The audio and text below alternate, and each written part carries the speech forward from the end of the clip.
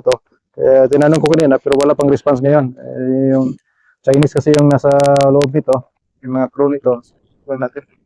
May mga tinanong kasi ako kanina, hindi pa nasagot. So, yun. Para hindi na matagalan, so tayo na mismo pupunta doon sa sa barko nila. So, yun. So, laging tandaan mga seaman na huwag kayong basta-bastang lalabas ng yung barko pag gusto nyong mag-shore leave.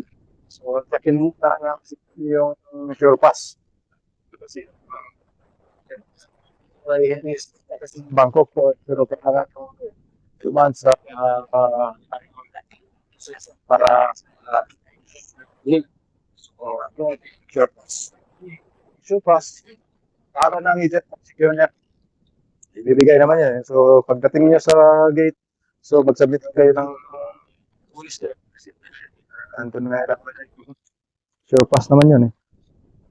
Okay, so yun.